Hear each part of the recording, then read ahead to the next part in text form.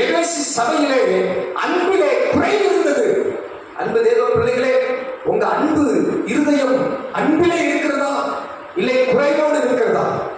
இன்றைக்கு அநேக தேவ பிள்ளைகளுடைய வாழ்க்கையிலே அன்பு குறைந்து காணப்படுகிறது.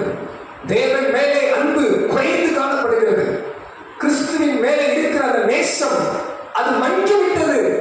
அந்த விளக்கு அணைந்து போனது. அநேகருடைய வாழ்க்கையில அன்பின் விளக்கு அணைந்து போனது. இந்த காலை நேரத்திலே ஆவியானவர் அந்த விளக்கை ஏற்ற விரும்புகிறார். அந்த வெளிச்சத்தை கொடுக்க விரும்புகிறார்.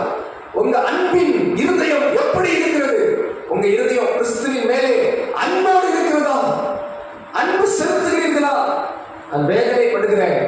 இன்று பல சபைகளிலே பல தேவ பிள்ளைகள் வாழ்க்கையிலே ஒன் சைடு லவ், தேவன் மட்டுமே அன்பு செலுத்திக் கொண்டிருக்கிறார். தேவன் மட்டுமே அவர்கள் ஜெபத்தை கேட்டுவிட வேண்டும். தேவன் மட்டுமே அவர்களுக்கு உதவி செய்துவிட வேண்டும். தேவன் மட்டுமே அவர்கள் பாவங்களை மன்னித்து விட வேண்டும். ஆண்டவர் மட்டுமே அற்புதம் செய்துவிட வேண்டும். இந்த பக்கம் அன்பே இல்லை. இந்த பக்கம் தேவ பிள்ளைகள் வாழ்க்கையிலிருந்து தேவன் மேலே அன்பே இல்லை. இந்த பக்கம் இருந்து ஆண்டவருக்கு பிரதிபலனாய் ஒரு அன்பும் செலுத்துவதே இல்லை. கிறிஸ்து மட்டும் எப்போதும் கரவரைத்து சிலுவையில் தொங்கிக் கொண்டே இருக்க வேண்டும். சிலருக்கு என்ன இயேசு சிலுவையில தொங்கிக்கிட்டே இருந்தா நல்லா இருக்கும்னு நினைக்கிறாங்களோ என்னமோ தெரியல.